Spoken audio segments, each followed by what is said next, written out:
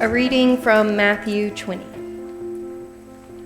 In this parable, Jesus says, "For the kingdom of heaven is like a landowner who went out early in the morning to hire laborers for his vineyard. After agreeing with the laborers for a denarius for the day, he sent them into his vineyard. When he went out about 9 o'clock, he saw others standing idle in the marketplace. And he said to them, 'You also go to the vineyard, and I will pay you whatever is right.' So they went. When he went back out, again about noon and about 3 o'clock, he did the same. And about 5 o'clock, he went out and found others standing around, and he said to them, 'Why are you standing here idle all day?' They said to him, 'Because no one has hired us.' He said to them, 'You also go into the vineyard.' When evening came, the owner of the vineyard said to his manager, 'Call the laborers and give them their pay, beginning with the last and then going to the first.' When those hired about 5 o'clock came, each of them also received a denarius. Now when the first ones hired came, they thought they would receive more, but each of them also received a denarius. And when they received it, they grumbled against the landowner, saying, 'The last hired people worked only an hour, and you have made them equal to us, who have borne the burden of the day and the scorching heat.' But when he replied to one of them, 'Friend, I am doing you no wrong. Did you not agree with me for a denarius? Take what belongs to you and go. I choose to give to this last the same as I gave to you. Am I not allowed to do what I choose with what belongs to me? Or are you envious because I am generous?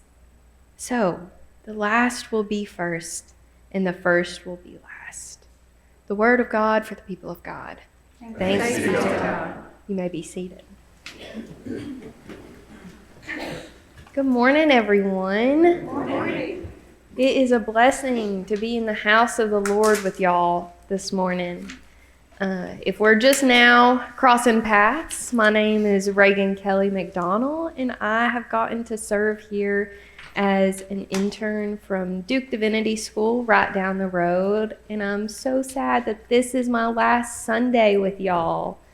Oh, I have been very excited and blessed to serve here. I've had some past some colleagues who have been here in the past. One specifically, Sarah Moody, her last name is now Varnell, served here about 15 years ago, and when I told her that I was placed here, I think she screeched.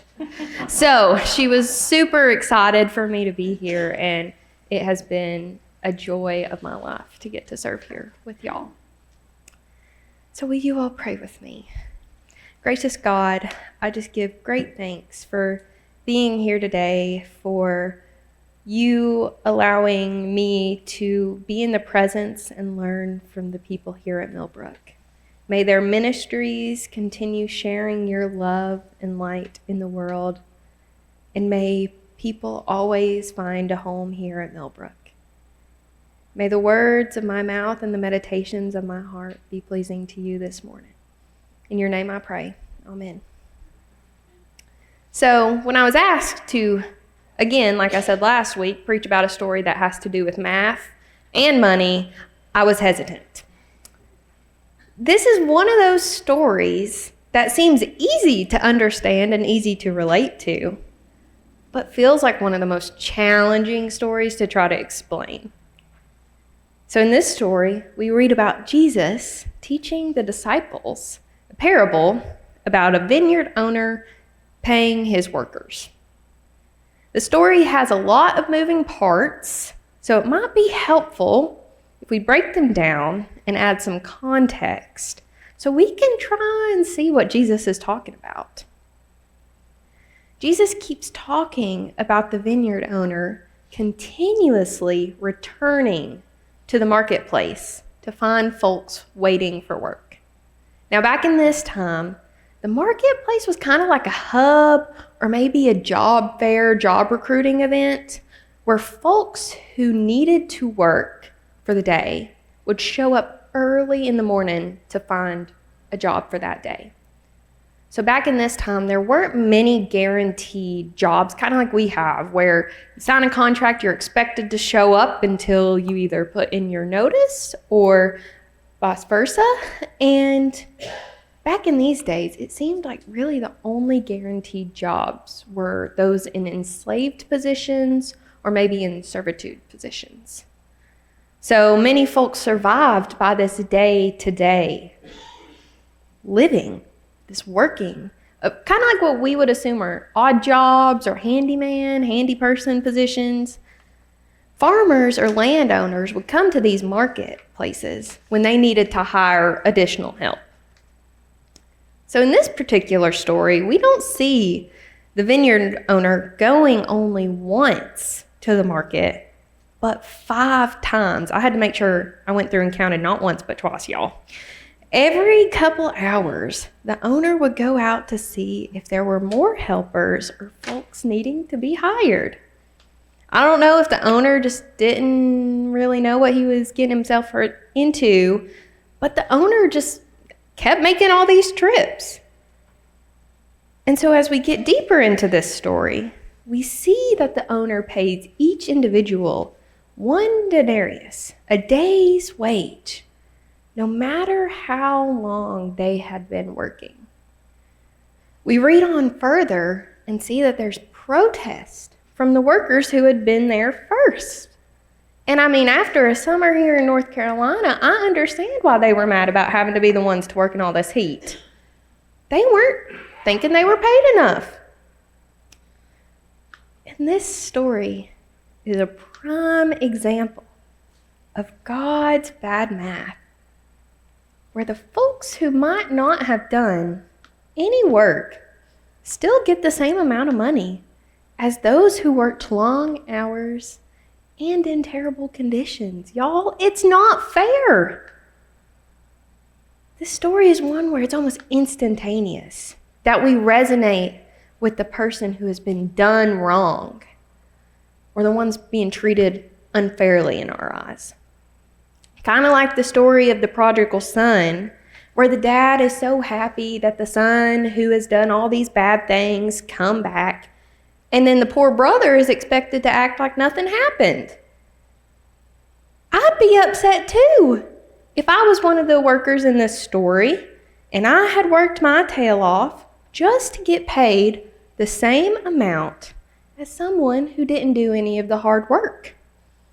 So you're telling me I could have slept in, taken my time, probably stayed in a cool place, not had to do any of the heavy lifting, and still gotten paid the same amount? Yeah, I would have been mad too. So as I was trying to come up with a good analogy to use in this story, I was reminded of a time from my first year at divinity school.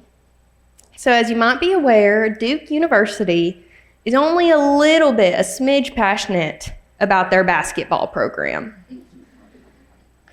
So there's a distinct phenomenon called tenting. Has anyone ever heard of this? Okay. So this is where the students camp outside, y'all, for tickets to the popular basketball games. So like the UNC game. Has anyone ever seen the pictures of all the tents? Yep. Same sister. See, Christy and I. So undergraduates only have to camp outside for the popular games, so the specific games. Whereas graduate students, I don't know if it was the same when y'all were there, we only have to camp out 1 weekend a year for season tickets to the games.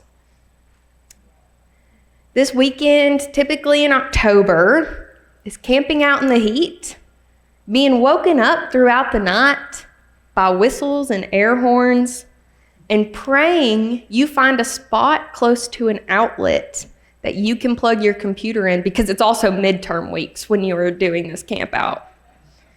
You did check-ins where they scanned your name to enter it into a lottery for the tickets. And you had about a 50% chance of even getting tickets. I think when I did it, there were 2,000 students camping out and 1,000 season tickets. So you did all this work, and y'all, we even paid to do this work for the mere chance of getting tickets. So after this weekend was over and I'd finally caught up on some sleep, I found out that students could opt out of tenting if they had a valid enough reason, like work, or we have med students that do it, so they have their rotations at the hospital. And they had the same likelihood of getting tickets as I did. When I found that out, I felt just like the workers in this story. How is it fair? I did the work. I did my homework in 90-degree weather. I sacrificed all my comfortability for this one thing.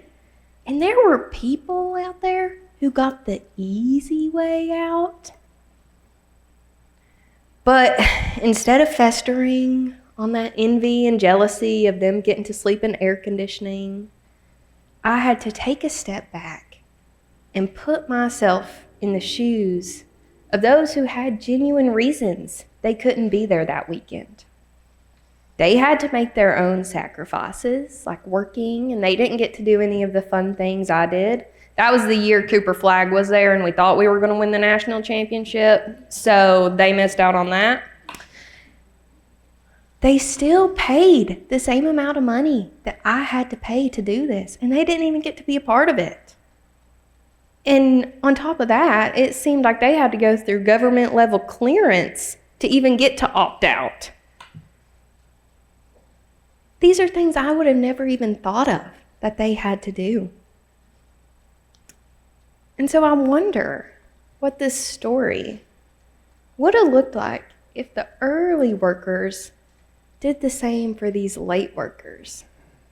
Was there a reason that these workers showed up late in the day? Were they really just sitting idle in the marketplace? Were they running late because they were trying to take care of a sick loved one, a sick mom, a sick daughter, and lost track of time? Were they attending a funeral for one of their childhood friends and couldn't make it to the marketplace as early as they'd like? Did they miss their transportation? I don't know what transportation would have looked like back in that day, but did they miss it and ended up making it later than they wanted to? It's hard for us to think that those who sit and pitter with rocks, it seems like, while we're doing all the hard work, deserve the same amount of money. But this story isn't just about the money. Now remember, this is a parable. This is one of Jesus's heavenly, philosophical, over our head teachings that has some meaning behind it. Jesus is telling the disciples that no matter the amount of work, effort, or time spent working in the vineyard, all receive the same payment that allows them to keep on living. It's almost like Jesus might be referring to that gift of forgiveness and grace that God gave us. Now, some of us have been raised in church so early on, it wouldn't be shocking if our mothers went into labor in these pews. Others were introduced to Christ and the church later on in life, and some have just briefly interacted with it. Some folks spend any free moment they have giving back to the church, to their organizations, and making sure they live out Christ's love the best they can. And there are some who may give when they can and if they can. And there are some who merely receive from the actions of others and receive the love of God through them. Now, how is it fair if I'm being so pious and doing all the right things, but there those who don't do anything are treated the same exact way as me? Well, first off, it is a great thing that I am not God. God not only has the capacity of loving, but is the capacity of loving each individual, regardless of all they have done or all they haven't done. God is the vineyard owner that sees the value in any amount of work done and understands the value that a living wage means to God's people. God is the one that is continually searching the marketplace for those needing purpose, work, or simply just something to do. God does things we simply cannot understand because that's how God's grace works, y'all. It seeps into places that we only feel jealousy or rage. It works in fields that are being tended to by all types of folks.